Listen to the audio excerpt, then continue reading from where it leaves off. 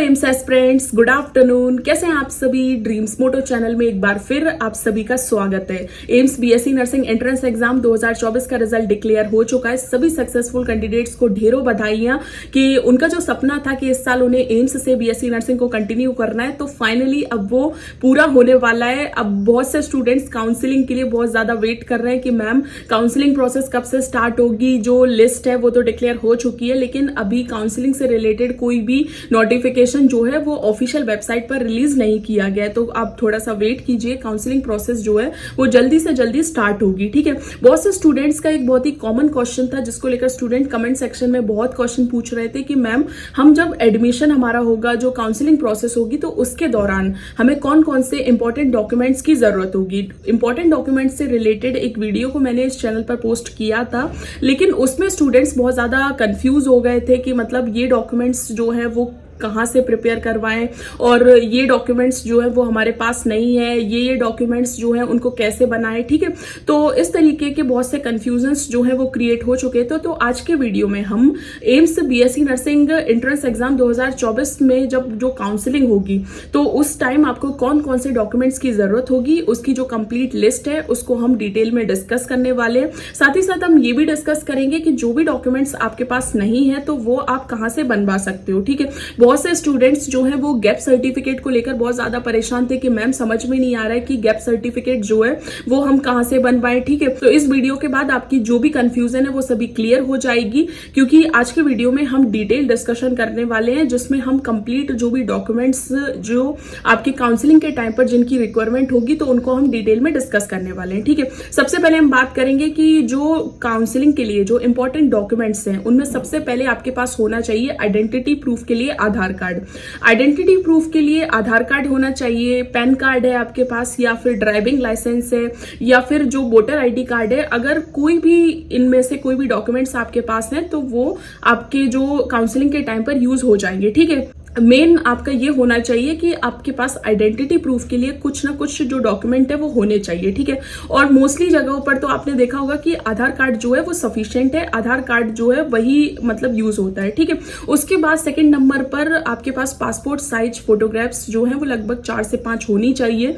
कोशिश कीजिए आपके पास वो फोटो हो जो आपने एम्स का जब एप्लीकेशन फॉर्म 2024 का सबमिट किया था तो जो पासपोर्ट साइज फोटोज का आपने यूज किया था, आप उन्हीं को जो है वो काउंसलिंग के पर भी यूज कर सकते हैं। ठीक है, उसके अलावा आपके पास जब आपने एम्स का जो फाइनल एप्लीकेशन फॉर्म सबमिट किया था तो उसकी जो स्लिप आपको दी गई होगी तो वो भी आपके पास होनी चाहिए। ठीक है, बहुत से स्टूडेंट्स पूछ रहे थे कि मैम ओरिजिनल डॉक्यूमेंट्स की जरूरत होगी कि फोटोकॉपी की। ठीक है, तो ये बहुत ही बड़ा कंफ्यूजन बना हुआ है, तो मैं आपको एक बार क्लियर कर देती हूँ कि जो आपके ओरिजिनल डॉक्यूमेंट्स हैं, एक फाइल उनकी होगी और एक होगी उन सभी ओरिजिनल डॉक्यूमेंट्स के जो फोटोकॉपी है उनकी। ठीक है, जो फोटोकॉपी होंगी उसमें आपके सिग्नेचर्स होंगे जिससे ये प्रूफ होगा कि ये फोटोकॉपीज जो है वो आपने खुद जो है वो यूज किए हैं। ठीक है, तो इस तरीके से टोटल जो है वो 2 फाइल बनेंगी। एक फाइल में टोटल जो ओरिजिनल डॉक्यूमेंट्स हैं वो होंगे और दूसरी फाइल में उन सभी ओरिजिनल डॉक्यूमेंट्स के फोटोकॉपी होंगी। ठीक है, तो जो एम्स के लिए सबसे इंपॉर्टेंट 3 डॉक्यूमेंट्स की आपको जरूरत पड़ेगी कि एक तो आपके पास एम्स का जो 2024 का आपने एप्लीकेशन फॉर्म फिल किया था तो जो आपको जो पेपर मिला होगा, ठीक है, वो आपके पास होना चाहिए। ठीक है, उसके अलावा एम्स का एडमिट कार्ड जो है वो आपके पास होना चाहिए। इसके अलावा जो रिजल्ट जो आपका डिक्लेयर हुआ है तो वो भी आपके पास होना चाहिए। ठीक है, और उसके अलावा जो सबसे इंपॉर्टेंट चीज जो आइडेंटिटी प्रूफ के लिए भी सबसे ज्यादा यूज की जाती है वो है 10th और 12th की मार्कशीट।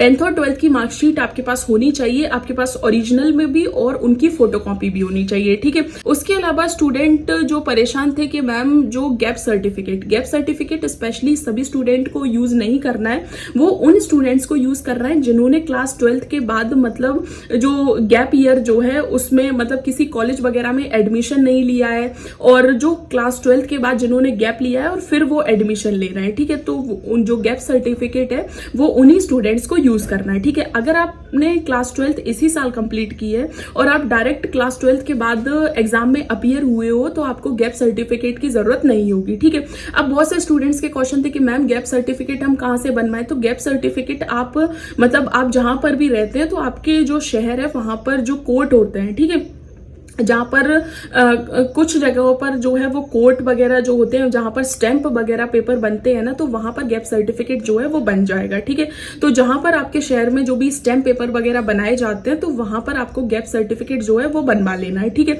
उसके अलावा बहुत से स्टूडेंट्स के क्वेश्चन थे कि मैम टीसी, तो टीसी आपको स्कूल से मिलेगी। ठीक है, और जो ट्रांसफर सर्टिफिकेट है वो आपको स्कूल से प्रोवाइड किया जाएगा, तो आपको उसको भी यूज करना है। ठीक है, तो बहुत से स्टूडेंट्स परेशान थे कि मैम डोमिसाइल जो है वो यूज करना। डोमिसाइल है वो सबसे ज्यादा यूज होता है जब आप state BSc nursing entrance exam में पार्टिसिपेट करते हो। ठीक है, अगर आप किसी state BSc nursing entrance exam में पार्टिसिपेट करते हो तो वहां पर आपको डोमिसाइल जो है उसका यूज करना होता है। लेकिन आपके पास डोमिसाइल होना चाहिए। बाई चांस अगर काउंसलिंग के टाइम पर जो अथॉरिटी है उन्होंने मांग लिया तो आपके पास होना चाहिए डोमिसाइल। ठीक है, उसके अलावा जो गैप सर्टिफिकेट हो गया, ठीक है, उसके अलावा ट्रांसफर सर्टिफिकेट हो गया, माइग्रेशन सर्टिफिकेट जो है वो भी स्कूल के द्वारा प्रोवाइड किया जाता है, तो वो भी आपके पास होना चाहिए। ठीक है, तो ये सभी डॉक्यूमेंट्स जो हैं वो आपके पास होने चाहिए। उसमें उसके अलावा भी एक नो ऑब्जेक्शन सर्टिफिकेट, इसको लेकर स्टूडेंट्स बहुत ज्यादा परेशान थे। मैंने इससे पहले जो डॉक्यूमेंट से रिलेटेड वीडियो शेयर किया था तो उसमें मैंने नो ऑब्जेक्शन सर्टिफिकेट के बारे में बताया था, जिसको लेकर स्टूडेंट्स जो है वो बहुत ज्यादा कंफ्यूजन में आ गए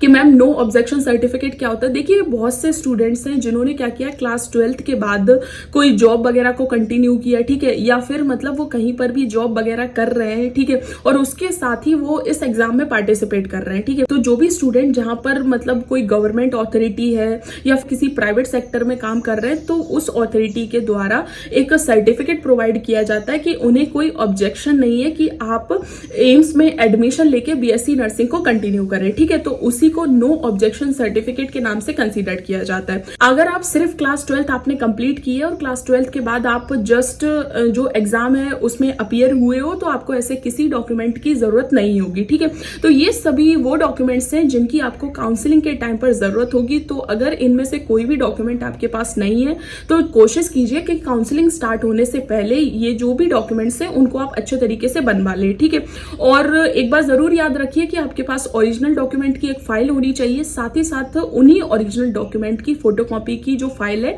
वो भी आपके पास होनी चाहिए। ठीक, जो भी फोटोकॉपी के डॉक्यूमेंट्स होंगे उन सभी में आपके सिग्नेचर्स जो हैं वो आपको करने होंगे। ठीक है, तभी जो फाइल जो है वो सबमिट होगी। ठीक है, तो इस तरीके से इन सभी डॉक्यूमेंट्स को आपको काउंसलिंग के टाइम पर यूज करना है। तो ये सभी डॉक्यूमेंट्स आप अच्छे तरीके से प्रिपेयर करा के रखें। ठीक है, बिल्कुल ऐसा ना सोचें कि जब काउंसलिंग प्रोसेस होगी तभी हम मतलब जो डॉक्यूमेंट्स वगैरह उनको तैयार करेंगे, ऐसा बिल्कुल ना सोचें। कहीं हो सकता है कि जो डॉक्यूमेंट्स बनने में अगर देर होगी तो आपकी काउंसलिंग प्रोसेस जो है वो बर्बाद हो जाएगी। ठीक है, तो ऐसा बिल्कुल मत सोचें। अभी जब तक काउंसलिंग के लिए शेड्यूल नहीं आ रहा है तब तक आप जो भी इंपॉर्टेंट डॉक्यूमेंट्स हैं उनको अच्छे तरीके से प्रिपेयर करवा लें, उनकी प्रॉपर एक फाइल बनवा लें, जो ओरिजिनल डॉक्यूमेंट्स हैं उनकी फाइल और साथ ही साथ उनके फोटोकॉपी की फाइल। ठीक है, तो इस तरीके से सभी जो डॉक्यूमेंट्स इंपॉर्टेंट थे उनके बारे में मैंने आपको बता दिया। अगर आपको कोई कंफ्यूजन है तो आप कमेंट सेक्शन में क्वेश्चन पूछ सकते हैं। ठीक है, लेकिन काउंसलिंग स्टार्ट होने से पहले जो भी इंपॉर्टेंट डॉक्यूमेंट्स है उनको प्लीज अच्छे तरीके से प्रिपेयर करवा लें, क्योंकि बहुत से स्टूडेंट्स के एडमिशन इसी चक्कर में नहीं हो पाते